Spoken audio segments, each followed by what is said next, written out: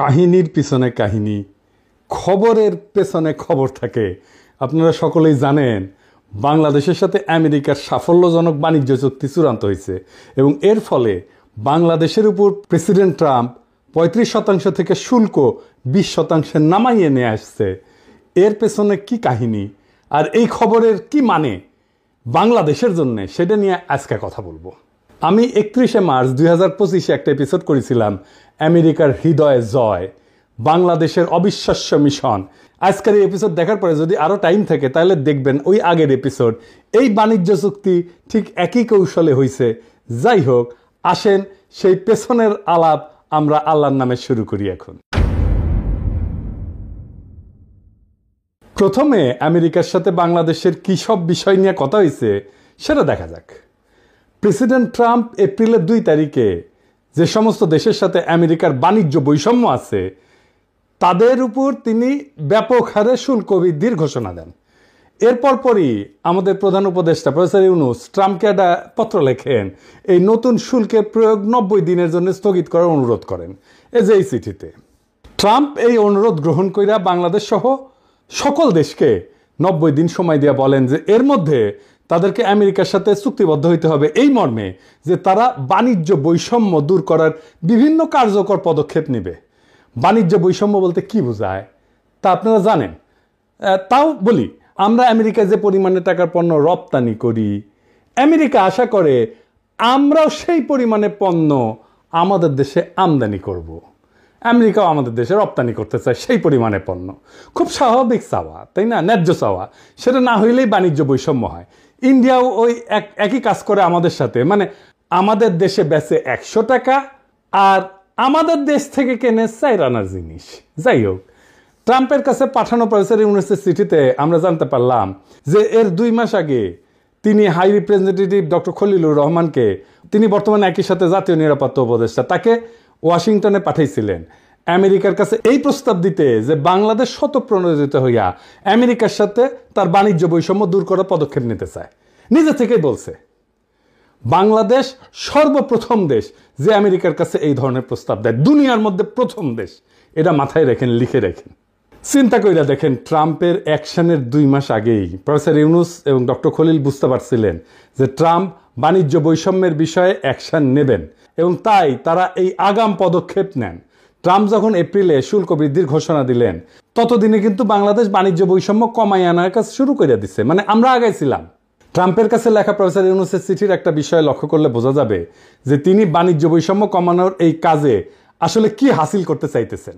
তিনি বলছেন যে বাংলাদেশ আমেরিকার কাছ থেকে অধিক পরিমাণে কৃষি পণ্য ক্রয় কইরা বাণিজ্য ঘাটতি মেটানোর চেষ্টা করবে।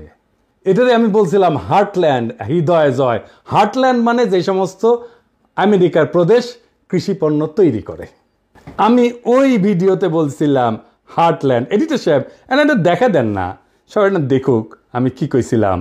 আমাদের একটা জিনিস এখানে বুঝতে হবে, আমেরিকায় হার্টল্যান্ড বলে একটা জায়গা আছে, মানে আমেরিকার হৃদয়। সো আমেরিকার এই হৃদয়কে আমরা কেন বিজয় করতে চাই?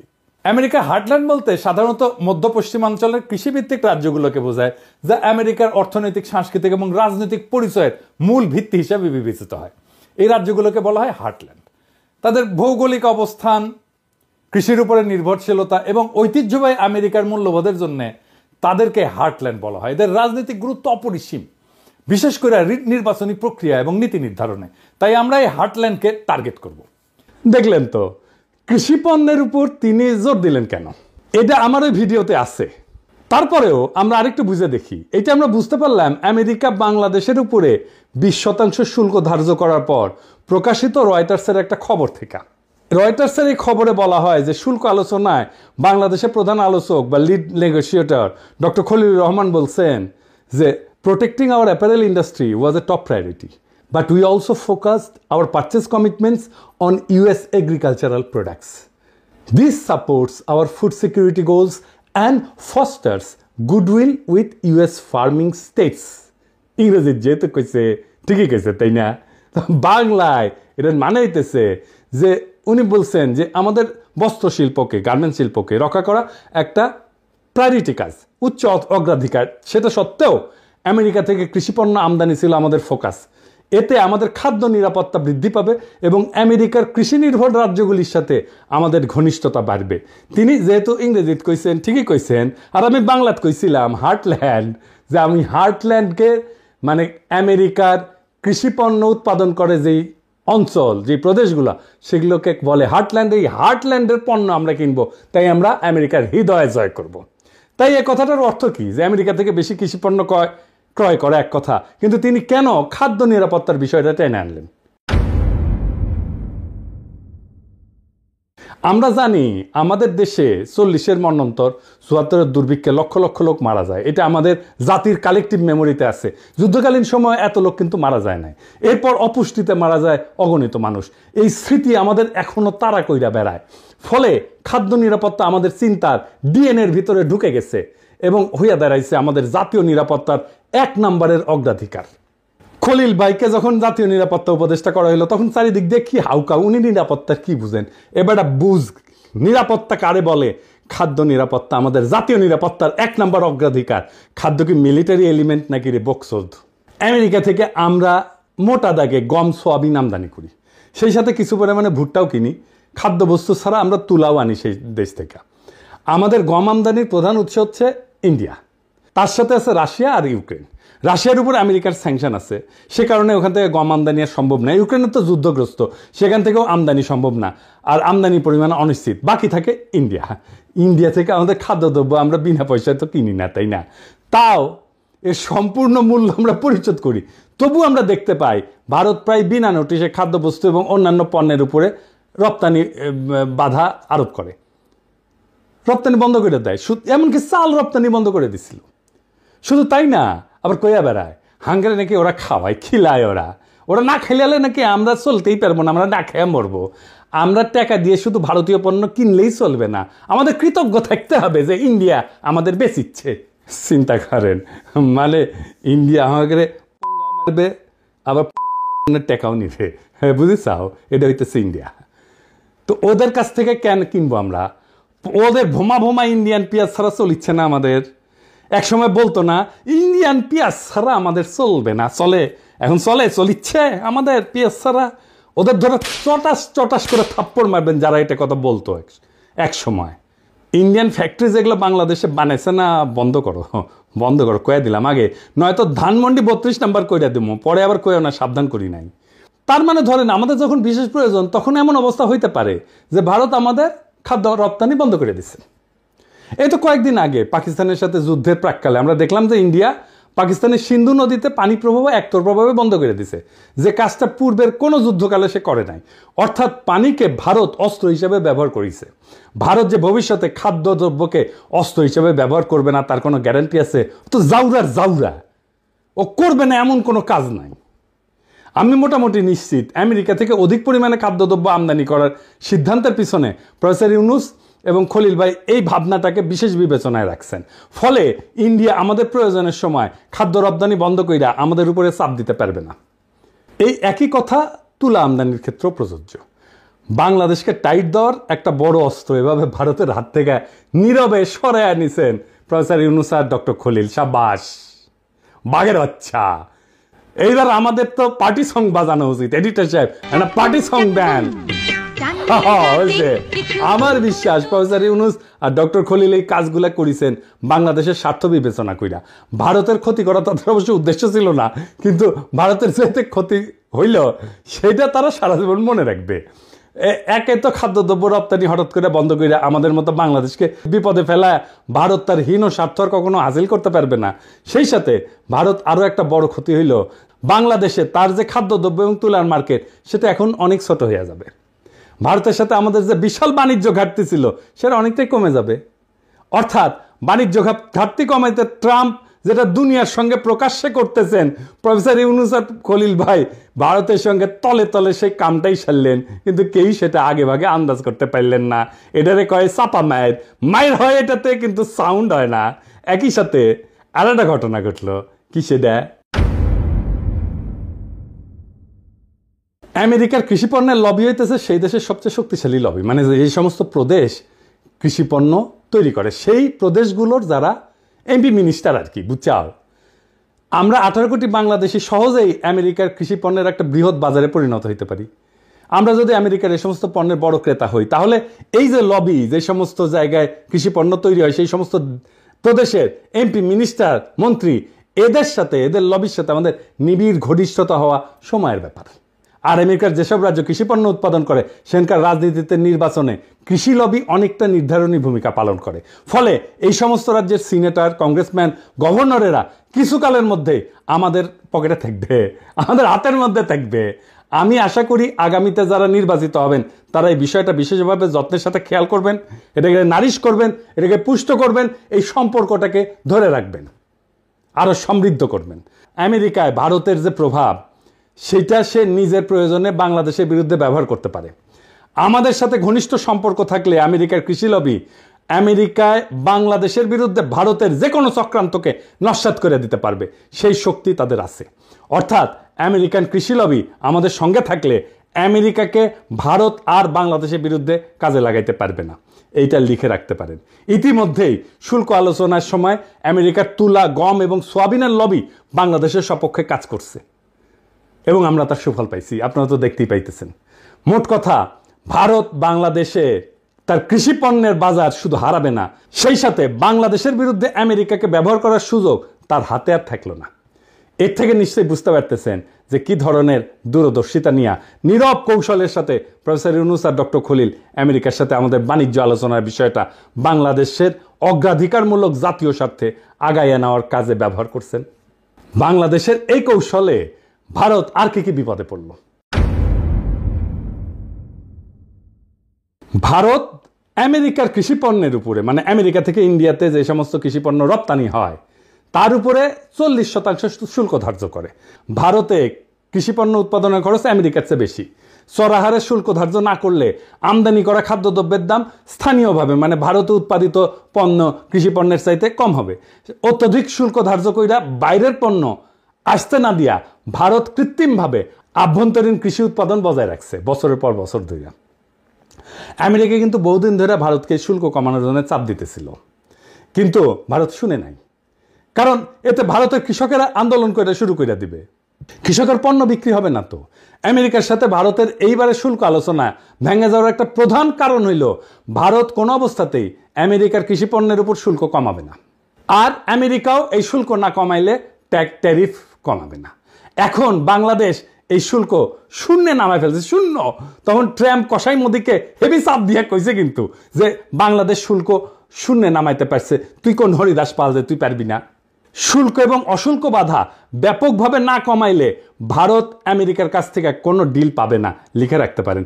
ইতিমধ্যে প্রেসিডেন্ট ট্রাম্পের বাণিজ্য উপদেষ্টা ভারতকে আখ্যায়িত করছে মহারাজা অফ ট্যারিফ বইলা। দেখেছেন এটা? The math of this, every American needs to understand because it's related to the trade situation. You start with the fact that India is the Maharaja of tariffs. It's the highest tariffs in the world. তো ইন্ডিয়ার সমস্যা হইল কৃষি শুল্ক বিপুলভাবে কমাইলে সারা ভারতের কৃষক সমাজ একযোগে কসাই মোদির পাছার চামড়া তুলে ফেলবে। বুঝা দেখেন কসাই মোদি কি একটা পেজগির মধ্যে পড়িছে। ও কৃষি শুল্ক না কমাইলে ট্রাম্প $20 দিবে, ভারতের উপরে অলরেডি 25%-এর উপর আরো 25%, মোট 50% শুল্ক ধার্য কইরা ট্রাম্প ডলা দেওয়ার কাম শুরু করে দিছে। ডাবল ফোন মারা গাইছে। এডিটর সাহেব, পার্টি সং হবে এবার। সাকবুম সাকবুম। হাসিনা জিতে যায় না, সাগর শুকায় যায়। ওই খালি ধ্বংস, অভিশাপ আর দুঃসংবাদ বইয়া নিয়ে আসে। প্রিয় ভারতবাসী, রাখেন, আরো বেশি দিন রাখেন, ডাইনিরে আশ্রয় দেন, আর অসাম্প্রদায়িক সেকুলার লিবারাল ফোন মারা খাইতে থাকেন।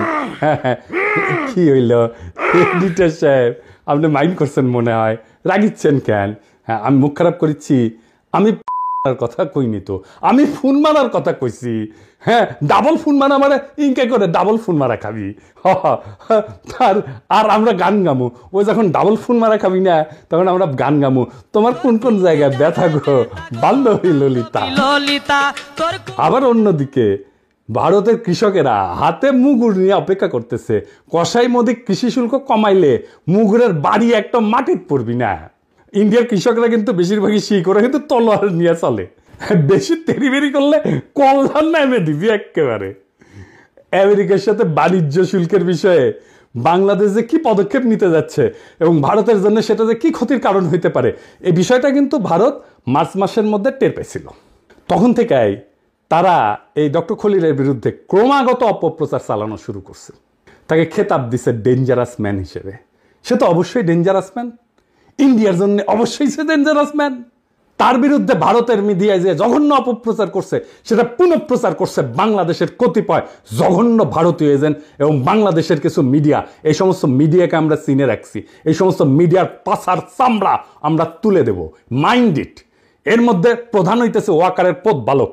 সে আমাদের বাণিজ্য ডিল যেন না হয় সেজন্য নন ডিসক্লোজার এগ্রিমেন্ট এটা ফাঁস করে দিল। একটা জিনিস মাথায় রাখবেন, অ্যান্টি হাসিনা মানে কিন্তু অ্যান্টি ফ্যাসিস্ট না, অ্যান্টি ইন্ডিয়া না। ওয়াকারের পথ বালক হাসিনার শাসনের বিরুদ্ধে ছিল মানে সে ইন্ডিয়ার আধিপত্যবাদের বিরুদ্ধে না। ও যা যা করছে বা করতেছে সবকিছু এখন ইন্ডিয়ার পক্ষে যাইতেছে। আমি আপনাকে একটা সিম্পল একটা এক্সারসাইজ দিই। হ্যাঁ, ধরেন আগামীর বাংলাদেশ কেমন হবে সেটা আমাকে যদি লিখতে বলেন, আমি লিখলাম। ধরেন কি লিখবো সেটা আপনারা বুঝতে পারেন না। বাংলাদেশের সকল প্রগতিশীল 2-3% লোক ছাড়া সবাই সেটা মাইনে নেবে, গ্যারান্টি দিলাম। কারণ আমি কি রাষ্ট্র চাই সেটা আমার 1000-এর বেশি ভিডিও আছে, 20টার বেশি বই আছে, এটা তার নিশানা আছে। আর ওয়াকারের পথ বালক যে রাষ্ট্র বানাবে ওরে প্রস্তাব করতে বলেন সেই রাষ্ট্রে বাংলাদেশের সাধারণ মুসলমান থাকতে পারবে কিনা, ইমান আকীদা নিয়া। যদি পারে আমি আমার কান কেটে কুত্তা দিয়ে খাওয়াবো। ও কি লিখছে রাষ্ট্র সম্পর্কে, রাষ্ট্র ধারণা সম্পর্কে, ওর ইডিওলজি সম্পর্কে সব লেখা আছে, চাই দরকার হলে দেখায় দেব। ও কেমন রাষ্ট্র চায় সে সেটা নানা সময় বলছে, আমি আর বিস্তারিত গেলাম না। ওরে বাংলাদেশে স্পেস দেবেন না, ওরা সবসময় দাবরানির উপরে রাখবেন। ও বাংলাদেশের শত্রু, ও ইন্ডিয়ার একটা এজেন্ট, ও এটা ওয়াকারের পথ বালক। আপনি লক্ষ্য করছেন খলিল ভাই সমস্ত অপপ্রচারে পাত্তাই দেন নাই। উনি ঠান্ডা মাথার মানুষ, অবিচলভাবে তার কাজ চালাই গেছেন। আমি সবসময় দেখছি উনি কথা কম কাজ বেশি, এটাই হইল তার কাজের ধরন। প্রফেসর ইউনূস কিন্তু পুরা সময়টাই খলিল ভাইয়ের উপরে তার আস্থা অক্ষুণ্ণ রাখছেন, আমরা খেয়াল করছি। কারণ তিনি জানতেন যে এই আলোচনা অত্যন্ত কঠিন এবং জটিল। এই সমস্ত বিষয়ে সফল নেগোসিয়েশন চালানোর জন্য এমন একজনের প্রয়োজন যিনি একই সঙ্গে আন্তর্জাতিক বাণিজ্য আলোচনা, অশুল্ক বাধা, কূটনীতি, জাতীয় নিরাপত্তার বিষয়ে যথেষ্ট জ্ঞানী এবং অভিজ্ঞ। প্রফেসর ইউনূস ন্যাচারালি এই গুণগুলি পাইছিলেন একমাত্র ডক্টর খলিলের মধ্যে। কেন পাইছিলেন জানেন? আমি আগে বলছিলাম, আসেন আবার একটু দেখি। খলিল ভাই জাতিসংঘের বাণিজ্য এবং অর্থনৈতিক সংস্থা আংটাডের উচ্চ পদে দায়িত্ব পালন করছেন দীর্ঘ 25 বছর। অর্জন করছেন বাণিজ্য এবং বাণিজ্য আলোচনার গভীর জ্ঞান, বিস্তৃত অভিজ্ঞতা। 2001 সালে অনুষ্ঠিত জাতিসংঘের স্বল্পোন্নত দেশ সংক্রান্ত সম্মেলনের প্রোগ্রাম অফ অ্যাকশন রচনার দায়িত্ব পড়ে উনার হাতে। এই প্রোগ্রাম অফ অ্যাকশনের একটা বড় অর্জন ছিল স্বল্পোন্নত দেশগুলোর পণ্যসমূহকে ইউরোপিয়ান ইউনিয়ন কর্তৃক শুল্ক কোটাবিহীন অর্থাৎ duty free, quota free access দেওয়া, প্রবেশাধিকার দেওয়া। এভরিথিং বাট আর্মস এই নামের এই উদ্যোগের প্রধান প্রণয়নকারী ছিল এই আমাদের খলিল ভাই। এই যে গার্মেন্টস আসতেছে বিনা শুল্কে ইউরোপে, সেটা খলিল ভাইয়ের কারণে। ইউরোপিয়ান কমিশনের সাথে এই বিষয়ে তাকে মাসের পর মাস আলোচনা চালাইতে হয়েছিল। আমি গত বছর যখন তার প্রথম ইন্টারভিউটা করি তখন বলছিলাম যে তার এই অবদানের কারণে আজ বাংলাদেশে পোশাক শিল্প বিশালতা অর্জন করছে এবং আমাদের গার্মেন্টস শিল্পের একটা বড় ঋণ আছে তার কাছে। আর এই গার্মেন্টস মালিকদের অনেক পত্রিকায় খলিল ভাইয়ের পিছে লাগছিল। ওই যে কথায় আছে না, বাঙ্গু যে উপকার করে তার পিছে সে লাগে। আর আজ 2 যুগ পরে খলিল ভাই আমেরিকার সাথে সফলভাবে শুল্ক আলোচনা কইরা গার্মেন্টস শিল্পকে রক্ষা করলেন। তিনি কিন্তু আজ পর্যন্ত এর জন্য কোনো ধরনের আত্মপ্রচার করেন নাই, ক্রেডিট চান নাই, নেনও নাই। এইবার অশুল্ক বাধার বিষয়ে আসি। আংটাড, বিশ্বব্যাংক, বিশ্ব বাণিজ্য সংস্থা, IMF, ইন্টারন্যাশনাল ট্রেড সেন্টার এই সমস্ত প্রতিষ্ঠানের সমন্বয়ে গঠিত জাতিসংঘ সিস্টেমের অশুল্ক বাধা সংক্রান্ত ইন্টার এজেন্সি গ্রুপের চেয়ারপারসন ছিলেন এই ডক্টর খলিল। চেয়ারপারসন, জি। অশুল্ক বাধা বিষয়ে বিপুল জ্ঞান এবং অভিজ্ঞতা না থাকলে বিশ্বব্যাংক, বিশ্ব বাণিজ্য সংস্থা অথবা IMF কি তাকে ওই গ্রুপের চেয়ারপারসন হিসেবে মাইনে নিত? বাংলাদেশের আর কেউ কি এই পজিশনে কাজ করছে কোনোদিন? আমি সম্পূর্ণ নিশ্চিত আপনারা আর একজনকেও বাড়তি দিয়ে খুঁজে পাবেন না। কূটনীতি এবং জাতীয় নিরাপত্তার বিষয়ে খলিল ভাইয়ের দক্ষতা এবং পারঙ্গমতা তো আমরা আমেরিকার সাথে সফল বাণিজ্য আলোচনাতেই দেখলাম, আপনারাও দেখছেন। এ বিষয়ে আমার বাড়তি কিছু বলার নাই। তিনি আলোচনার শেষে একটা ইন্টারভিউ দিছিলেন 15 মিনিটের। এই ইন্টারভিউতে তিনি যে সহজ সুন্দরভাবে একটা অত্যন্ত কঠিন জটিল বিষয়কে বর্ণনা করছেন সেটা সকলের শোনা উচিত। এটার লিঙ্ক আমি ডেসক্রিপশন বক্সে দিয়ে দিতেছি, আপনারা সকলে শুনবেন এবং অনেক বিষয় চালাইয়া বুঝতে পারবেন। বাংলাদেশের এইটা একটা বড় সংকট। বাংলাদেশের সত্যিকার অর্থে যারা দক্ষ মানুষ, বাংলাদেশে যারা সত্যিকার অর্থে আন্তর্জাতিক মানের প্রফেশনাল, বাংলাদেশের সত্যিকার অর্থে যারা আন্তর্জাতিক মানের ইন্টেলেকচুয়াল ক্যাপাসিটি আছে, যাদের প্রফেশনাল ক্যাপাসিটি আছে, যাদের তাদেরকেই বাংলাদেশে যথেচ্ছ অপমান করাটাই হইতেছে এক শ্রেণীর বাঙ্গু এলিটদের সবসময়ের কাজ। এবার আর একটা বিষয় আসি। আমেরিকার আভ্যন্তরীণ বাজার হইল সারা পৃথিবীর মধ্যে সবচেয়ে বড় কনজিউমার মার্কেট। বাংলাদেশের সাথে আমেরিকার সাফল্যজনক বাণিজ্য চুক্তি এই বিশাল মার্কেটের দরজা বাংলাদেশের জন্য খুলে দিছে। এইরকম অভূতপূর্ব সুযোগ জাতির জীবনে বারে বারে আসে না। এখন আমাদের সকলের উচিত সমবেতভাবে এই সুযোগকে সম্পূর্ণভাবে কাজে লাগায় বাংলাদেশকে দক্ষিণ এশিয়ার সবচেয়ে শক্তিশালী অর্থনীতি হিসেবে দ্রুত রূপান্তরিত করা। কি পরিমাণে চাকরি তৈরি হবে কল্পনাও করতে পারতেছেন না। আমি বিশ্বাস করি আগামী 5 বছরের মধ্যেই এই কাজটা করা সম্ভব। বাংলাদেশ দক্ষিণ এশিয়ার সবচেয়ে শক্তিশালী অর্থনীতি হিসেবে দাঁড়ায় যাবে। আগামী 5 বছর লিখে রাখতে পারেন, যদি আমাদের মাথা ঠিক থাকে আর যদি ওয়াকারের পথ বালকেরা বেশি লাফালাফি না করে। আগামী নির্বাচনে অংশগ্রহণকারী সকল দলকে আমি আহ্বান জানাই যে তারা যেন এই বিষয়টা তাদের নির্বাচনী ম্যানিফেস্টোতে গুরুত্বের সাথে উল্লেখ করেন এবং এই উদ্দেশ্য অর্জনে কি কি পদক্ষেপ নেবেন তা বিস্তারিতভাবে বর্ণনা করেন। আমি আশা করি নির্বাচনের আগে এই বিষয়ে অন্তর্বর্তীকালীন সরকার যে সমস্ত পদক্ষেপের সূচনা করবেন তার প্রতি সকল মহলই পূর্ণ ও সক্রিয় সমর্থন দেবেন। সবশেষে একটা কথা না বললেই না, আমেরিকার সাথে বাণিজ্য আলোচনার এই দ্বিতীয় রাউন্ডের আগে খলিল ভাইয়ের বড় ভাই অসুস্থ হয়ে ঢাকার এভার কেয়ার হসপিটালে ভর্তি হন এবং তাকে লাইফ সাপোর্টে রাখা হয়। আমরা জানলাম, খলিল ভাইকে জানানো হইল এবং খলিল ভাই দ্রুত ওয়াশিংটন থেকে ঢাকায় আসেন ভাইয়ের পাশে দাঁড়ানোর জন্যে। এইরকম একটা অবস্থায় আলোচনার দ্বিতীয় রাউন্ড শুরু হয়। ওয়াশিংটনে দিনের বেলায়, বাংলাদেশ সারা রাত ধইরা খলিল ভাই অনলাইনে ওই মিটিংয়ে পার্টিসিপেট করতেন। একদিকে হাসপাতালে মৃত্যু পথযাত্রী বড় ভাই, অন্যদিকে 3টা-4টা রাত পর্যন্ত জায়গা খলিল ভাই নেগোসিয়েশন পরিচালনা করেন। কি অবস্থা দেখেন। আর এই খলিল ভাইকে নিয়ে কি করছে এই হারামজাদাগুলো সারা বাংলাদেশে। এই ফ্রেমওয়ার্ক এগ্রিমেন্টের 90 ভাগের উপরে ঐক্যমত হয় এই রাউন্ডেই। এই ধরনের গভীর কর্তব্যনিষ্ঠা, খাঁটি দেশপ্রেম আমি খুব একটা দেখি নাই। খলিল ভাইয়ের বড় ভাই পৃথিবীর মায়া ত্যাগ কইরা মহান আল্লাহ তাআলার কাছে ফিরে গেছেন এবং ভাবি, যিনি আমারও ভাই এবং ভাবি, ওনাদের জন্যে মহান আল্লাহ তাআলার কাছে দোয়া করবেন। এই পুরো ঘটনার ভিতর দিয়ে আমরা কি শিক্ষা পাইলাম? এই বাণিজ্য আলোচনা শুধু একটা সফল বাণিজ্য চুক্তির গল্প না, এটা কৌশল, দূরদর্শিতা, নিঃস্বার্থ দেশপ্রেমের এক উজ্জ্বল দৃষ্টান্ত। প্রফেসর ইউনুস এবং ডক্টর খলিল দেখাই দিচ্ছেন যে বড় জয় আসে তখনই যখন তার নীরবে, বুদ্ধিমত্তায় আর জাতীয় স্বার্থকে সামনে রেখে লড়া হয়। ভারতের হাত থেকে বাংলাদেশের উপরে চাপ সৃষ্টি করার 2টা বড় অস্ত্র, খাদ্য এবং তুলা, তারা এক ঝটকায় সরায় নিলেন। একই সাথে আমেরিকার সবচেয়ে শক্তিশালী কৃষি লবিকে আমাদের মিত্রে পরিণত করলেন। আজ যারা এই চুক্তিকে শুধু পোশাক শিল্প রক্ষার সাফল্য মনে করতেছেন, তারা বুঝতে পারতেছেন না এটা আসলে বাংলাদেশের কৌশলগত মুক্তির একটা বিশাল বড় ধাপ। এটাই ইতিহাস গড়ার ধরন। প্রচারের আলোতে না, বরং নেপথ্যের ঘাম এবং ত্যাগে এই ইতিহাসগুলো গড়া হয়। যেমন খলিল ভাই হাসপাতালের লাইফ সাপোর্টে থাকা ভাইকে রেখা রাতভর আলোচনায় বসছেন, কারণ তিনি জানতেন এই সুযোগ হাতছাড়া মানে প্রজন্মের পর প্রজন্মের জন্য হার। বাংলাদেশ আজ এক নতুন দরজা খুলে দিছে।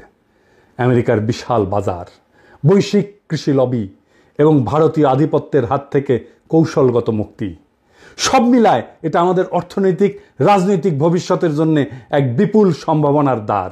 এখন প্রশ্ন একটাই, আমরা কি সবাই মিলে এই সুযোগকে কাজে লাগাতে প্রস্তুত? যদি প্রস্তুত হই তবে আগামী 5 বছরের মধ্যেই বাংলাদেশ শুধু দক্ষিণ এশিয়া না, পুরো এশিয়ার এক শক্তিশালী অর্থনৈতিক শক্তি হিসেবে দাঁড়াবে ইনশাল্লাহ। এটাই সময় ঐক্যের, সাহসের আর দূরদর্শিতার। ইনশাল্লাহ এই পথের শেষ প্রান্তে অপেক্ষা করতেছে একটা স্বাধীন, শক্তিশালী, আত্মমর্যাদাশীল, সম্মানিত বাংলাদেশ।